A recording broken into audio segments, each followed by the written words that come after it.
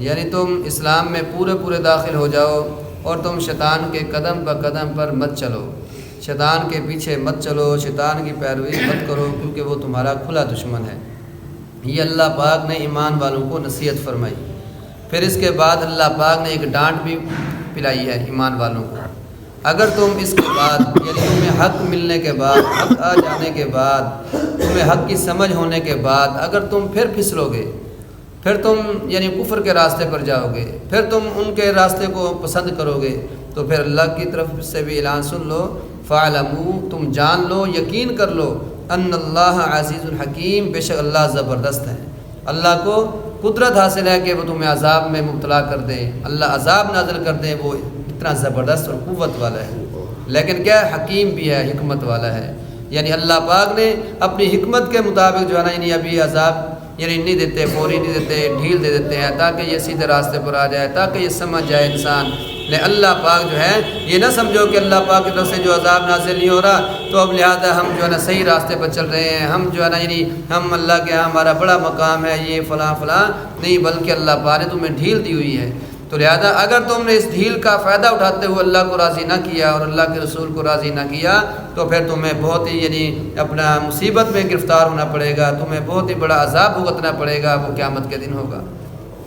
اس لیے اللہ پاک نے تمہیں موقع دیا ہے۔ یہ جو مصیبتیں آتی ہیں، کبھی کون سی مصیبت آ گئی انسانوں پر، کبھی جو ہے نا یعنی کرونا کی بیماری آ گئی، کبھی جو ہے نا یعنی اپنا بے موسمی بارشیں آ گئیں، اور کبھی جو ہے نا یعنی فصلیں ختم ہو گئی، خراب ہو گئی۔ یہ اللہ کی طرف سے ایک یعنی انسان کے لیے آزمائش ہوتی ہے۔ انسان کے لیے جو مصیبتیں آتی ہیں، پریشانی آتی ہیں، اللہ پاک جو ہے نا ان کے اندر یعنی انسان کو دیکھنا چاہتے ہیں کہ یہ سیدھے راستے پر آتا ہے یا نہیں آتا، یہ میرے در پہ آتا ہے یا نہیں آتا۔ اس لیے اللہ پاک یہ تھوڑی یعنی اپنا انسان کو مصیبتیں دیتے ہیں تاکہ یہ سیدھے راستے پر آ جائے۔ آگے پھر فرمایا کہ هل ينظرون الا ان ياتيهم الله في ظلل من الغمام، کیا وہ انتظار کرتے ہیں کہ اللہ پاک جو ہے نا یعنی بادل کے صاحبانوں میں اور فرشتے آ جائیں، وقضی الامر، اور یعنی قصہ ہی ختم ہو جائے۔ یعنی کیا یہ کافر لوگ جو ہیں، یہ مکے والے جو لوگ ہیں، کیا اب یہ اس بات کی انتظار کر رہے ہیں کہ اللہ پاک جو ہے نا یعنی آ جائیں اور ہمارے اوپر عذاب نازل کر دیں، پھر ہم اسلام قبول کریں گے، پھر ہم ایمان قبول کریں گے؟ تو لہذا یہ جو ہے نا یعنی ان کا یہ سوچنا اور یہ کہنا بھی اگر اللہ پاک ہمارے پاس آ جائے گا، فرشتے ہمارے پاس آ جائیں گے، پھر ہم ایمان لے آئیں گے، اس وقت ایمان لانا قابل قبول بھی نہیں ہوگا، کیونکہ جب قیامت کی گھڑی نشانیاں شروع ہو جائیں گی، قیامت کی یعنی قیامت قائم ہو جائے گی، کیونکہ قیامت والے دن اللہ پاک جو ہے نا اپنے بادل کے صاحبانوں میں اور فرشتے جو ہے نا وہ آئیں گے، اللہ پاک اپنی شان کے لائق جو اللہ کی شان کے لائق ہے ویسے اللہ پاک آئیں گے۔ تو اس لیے جو اس وقت جو ہے نا کسی کا بھی ایمان یعنی اگر کوئی لانا چاہے گا، یعنی کوئی کافر ایمان لانا چاہے گا تو اس کا ایمان قابل قبول نہیں ہوگا۔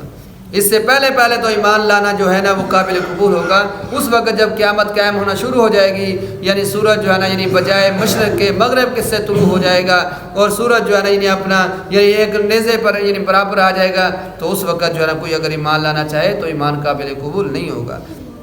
وَإِلَى اللَّهِ تُرْجَعُ الْأُمُورُ، اور آگے فرمایا کہ سارے کے سارے مقدمات اللہ کی طرف لوٹتے ہیں، یعنی ہر ایک کا مقدمہ چاہے ایمان والا ہو، چاہے کافر ہو، چاہے منافق ہو، چاہے جو بھی ہو، سب کے مقدمات اللہ کے پاس جائیں گے۔ اللہ پاک نے ان مقدمات کا فیصلہ سنانا ہے، تو لہذا جس کا یعنی مقدمہ اچھا ہوگا اس کے بارے میں اچھا فیصلہ ہوگا، جس کا مقدمہ خراب ہوگا تو اس کے بارے میں فیصلہ بھی خراب ہوگا۔ تو اللہ پاک نے انسان کو دنیا کے اندر جو بھیجا نا، یہ ایک امتحان گاہ ہے، یعنی ایک امتحان یعنی اللہ نے بنایا ہے۔ دیکھو نا، اگر اللہ پاک یوں بھی تو کر سکتے تھے کہ ہمیں جو ہے جنت بھی دکھا دیتے دنیا میں اور جہنم بھی دکھا دیتے۔ اللہ قادر ہے نا، ان اللہ علی کل شیء قدیر، اللہ ہر چیز پر قدرت رکھتا ہے۔ اللہ پاک ہمیں جنت بھی دکھا دیتا اور جہنم بھی دکھا دیتا، جی چلو یہ تم دیکھو، اب تمہاری مرضی، جو جس کو تم پسند کرتے ہو کر لو۔ اب بتاؤ، کوئی بندہ جہنم کو پسند کرتا؟ کوئی بھی بندہ جہنم کو پسند نہ کرتا، سارے کا سارے جنت کو پسند کرتے ہیں کہ ہم تو جنت میں جائیں گے، کیونکہ جنت کے اندر نعمتیں ہیں، جنت کے اندر سکون ہے، راحت ہے۔ جہنم کے اندر تو عذاب ہی عذاب ہے، آگ ہی آگ ہے، سانپ ہے اور بچھو ہے، پتہ نہیں کیسے کیسے عذاب اللہ نے رکھے جہنم کے اندر۔ تو لہذا تو پھر یہ امتحان نہ ہوتا، اس لیے اللہ نے جنت کو بھی پوشیدہ رکھا ہے، جہنم کو بھی پوشیدہ رکھا ہے، لیکن اس کی علامات بیان کر دی، اپنے نبی کے ذریعے بتلا دیا۔ کہ یہ جنت کی نعمتیں ہیں، یہ راستہ جنت کی طرف جائے گا اور یہ راستہ جو ہے جہنم کی طرف جائے گا، اس لیے اب تمہاری مرضی ہے، میرے نبی کی بات کو مان لو گے تو جنت والے راستے پر چلے جاؤ گے، جنت میں پہنچ جاؤ گے، اور اگر میرے نبی کی بات کو نہیں مانو گے، اس کا انکار کرو گے، سنت سے انکار کرو گے، تو پھر تمہیں جہنم میں جانا پڑے گا۔ یہ اللہ پاک نے ایمان والوں کو ہر ایک کو یعنی امتحان کے لیے یہ دنیا کے اندر بھیجا ہے۔ اس لیے دوسری جگہ پر اللہ پاک نے کیسا یعنی ایک فرمایا، یا ایھا الذین آمنوا لا تتخذوا آباءکم واخوانکم اولیاء ان استحبوا الکفر علی الایمان۔ اللہ پاک نے ایمان والوں کو خطاب کر کے فرمایا ہے کہ ایمان والے کے ذہن دل و دماغ میں صرف اللہ ہو اور اللہ کا رسول ہو، بس ایمان والے کے دل و دماغ میں اللہ ہو اور اللہ کا رسول ہو، باقی رشتے بعد میں ہیں، باقی ساری چیزیں بعد میں ہیں۔ باپ سے محبت کیسے کرنی ہے، ماں سے محبت کیسے کرنی ہے، اور اولاد سے محبت کیسے رکھنی ہے، یہ میں اپنی مرضی نہیں کروں گا، بلکہ نبی کا طریقہ دیکھوں گا، نبی کا طریقہ دیکھوں گا کہ میرے نبی نے فرمایا ماں باپ سے محبت کرنی، کیسے محبت کرنی، کہ اگر محبت بھری نظر سے دیکھو گے تو اللہ حج عمرے کا ثواب عطا فرمائیں گے۔ تو یہ کہ یعنی نبی صلی اللہ علیہ وسلم جب بھی یعنی بندہ اپنے ماں باپ کی زیارت کرے تو دل میں فوراً یہ بات ہو، دماغ میں یہ فوراً بات یہ ہو کہ میرے نبی نے یہ فرمایا ہے کہ جو بندہ اپنے ماں باپ کو محبت کی نظر سے دیکھے گا اللہ پاک اس کو حج عمرے کا ثواب عطا فرمائیں گے۔ سبحان اللہ۔ تو لہذا اب گئے یعنی دیکھنے کا بھی محبت بھی ہوگی اور ثواب بھی مل گیا۔ ایسے ہی یعنی میاں بیوی کی محبت یعنی فرمایا کہ اللہ کی رضا کے لیے ہو، جو بندہ اپنی بیوی کو دیکھ کر مسکرائے اور بیوی اپنے خاوند کو دیکھ کر مسکرائے تو نبی کی سنت حدیث مبارکہ جس کا مفہوم ہے، اللہ کے نبی نے فرمایا کہ ان کو دیکھ کر اللہ بھی مسکراتا ہے، ان کو دیکھ کر اللہ بھی مسکراتا ہے۔ اس لیے یعنی ہمارا سب سے پہلا کام کیا ہے، اللہ اور اس کا رسول ہو بس۔ تو اس آیت سورۃ توبہ کے اندر اللہ پاک نے واضح طور پر فرما دیا، اے ایمان والو اگرچہ تمہارے ماں باپ کیوں نہ ہوں، تمہارے بھائی کیوں نہ ہوں، اگر وہ کفر کو اختیار کرتے ہیں، کفر کو ایمان پر ترجیح دیتے ہیں، خبردار ان سے محبت نہیں رکھنی، خبردار ان سے محبت نہیں رکھنی۔ اب میرے نبی نے فرمایا ہے یعنی اللہ نے فرمایا ہے کہ اگر وہ تمہارا باپ ہو، تمہارے بھائی ہوں، اگر وہ کفر سے پیار کرتے ہیں، کفر اختیار کرتے ہیں تو یا تم ان سے دوستی مت رکھو۔ لیکن یہ ہے کہ دنیاوی طور پر ان کے ساتھ معاملات کرو، تم ان کے ساتھ یعنی اپنا اگر وہ جن تمہارے ماں باپ غریب ہیں ان کی خدمت کرو، کیونکہ دوسری جگہ پر فرمایا وصاحبہما فی الدنیا معروفا، ان کے ساتھ معاملات دنیا کے حد تک تو ان کے ساتھ معاملات کرو، دنیا کی حد تک جو ہے نا ان سے یعنی اپنا لین دین کرو، ان کی خدمت کرو ماں باپ کی، لیکن کیا محبت نہیں ہونی چاہیے۔ محبت کس سے ہو؟ اللہ اور اس کے رسول سے ہو۔ جیسے دیکھو نا حضرت ام حبیبہ رضی اللہ تعالیٰ عنہ حضور پاک صلی اللہ علیہ وسلم کی زوجہ مطہرہ ہیں، تو کیا ہے حضرت ابو سفیان کی بیٹی ہیں۔ ابھی حضرت ابو سفیان مسلمان نہیں ہوئے تھے، وہ جو ہے نا ہجرت یعنی اپنا مدینے آئے مکے سے ملنے کے لیے حضور صلی اللہ علیہ وسلم کو، تو لہذا جب گھر کے اندر گئے بھی میری بیٹی ہے چلو میں اپنی بیٹی کو مل لوں۔ اب حالانکہ جب باپ بیٹی کے گھر میں جاتا ہے تو بیٹی اپنے یعنی کیا ہے یعنی کتنا استقبال کرتی ہے، کتنا خوش ہوتی ہے باپ کو دیکھ کر۔ تو چنانچہ ابو سفیان جب بیٹی کے گھر گیا تو حضرت ام حبیبہ نے کیا کیا، بستر کو لپیٹ دیا۔ حضور پاک صلی اللہ علیہ وسلم کا جو بستر تھا نا اس بستر کو لپیٹ کے رکھ دیا۔ تو باپ نے کہا بیٹی کیا بات ہے، تم نے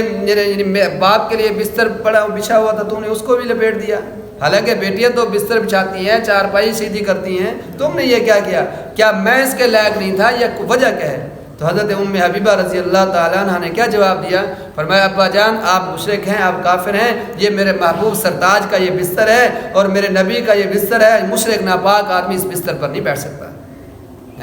تو دیکھو بیٹی ہے لیکن کیا ہے، حالانکہ باپ ادھر سے آیا ہوا ہے کیونکہ باپ ابھی کافر ہے، مسلمان نہیں ہوا، لیکن کیا ہے سب سے پہلے اللہ ہے اور اس کا رسول ہے، بعد میں باقی چیزیں ہیں۔ اس لیے جو ہے یعنی فرمایا کہ قل ان کان آباؤکم وابناؤکم واخوانکم وازواجکم وعشیرتکم واموال اقترفتموها وتجارۃ تخشون کسادها ومساکن ترضون احب الیکم من اللہ ورسولہ وجہاد فی سبیلہ فتربصوا حتی یأتی اللہ بامرہ۔ اللہ پاک نے اس کے اندر یعنی اس آیت کے اندر رشتہ دار سب کا ذکر کیا کہ اگر تمہیں اپنے ماں باپ، اپنے رشتہ داروں، اپنی بیویاں، اپنی اولادیں اور اپنے کاروبار اور ساری چیزیں، اپنے گھر بار، ان سے اگر تمہیں زیادہ محبت ہے نا اللہ اور اس کے رسول کی بنسبت، تو پھر تم قیامت کا انتظار کرو، پھر اللہ کے عذاب کا انتظار کرو، نہیں بلکہ کس سے محبت ہونی چاہیے، اللہ سے اور اللہ کے رسول سے محبت ہونی چاہیے، باقی چیزیں بعد میں ہیں۔ تو اس لیے میرے محترم دوست بزرگوں یعنی ہر مسلمان سے یعنی اپنا محبت ہونی چاہیے۔ یعنی کفر کے بارے میں تو اللہ نے یہ فرمایا کہ اگر تمہارا ماں باپ کیوں نہ ہو تم ان سے جو ہے نا دلی محبت مت رکھو، اور ادھر مسلمان کے بارے میں اللہ نے فرمایا کہ مسلمان کے بارے میں بغض مت رکھو۔ ایمان والے کے بارے میں بغض مت رکھو، ایمان والے سے پیار کرو، ایمان والے سے محبت کرو۔ جیسے جو ہے نا یعنی کوئی بندہ بیمار ہوتا ہے نا، مریض ہوتا ہے، اب یعنی کیا ہے، مریض جو بندہ ہوتا ہے اب اس مریض سے نفرت نہیں کرتا بندہ، بلکہ اس مرض سے نفرت کرتا ہے، اس بیماری سے نفرت کرتا ہے۔ اگر کوئی بندہ ایمان والا گناہ گار ہے اور یعنی گناہوں میں شراب پیتا ہے، بدکاریاں کرتا ہے، جھوٹ بولتا ہے، گناہ گار ہے مسلمان، تو اب ہم اس سے نفرت نہ کریں، بلکہ جو ہے نا اس کے فعل سے تو نفرت کریں لیکن اس کی ذات سے نفرت نہ کریں۔ جیسے مریض آدمی سے اس کی ذات سے تو بندہ نفرت نہیں کرتا بلکہ بیماری سے نفرت کرتا ہے۔ تو اس لیے جو ہے نا ہمیں یعنی صحیح معنی یعنی ایمان والوں سے محبت رکھنی چاہیے، کلمہ گو سے پیار رکھنا چاہیے، اور کلمہ گو یعنی کسی کو بھی ہلکا نہ سمجھنا چاہیے۔ اگر کسی مسلمان کو کلمہ گو کو بھی ہلکا سمجھ لیا تو لہذا اپنے ایمان سے بھی ہاتھ دھو بیٹھو گے،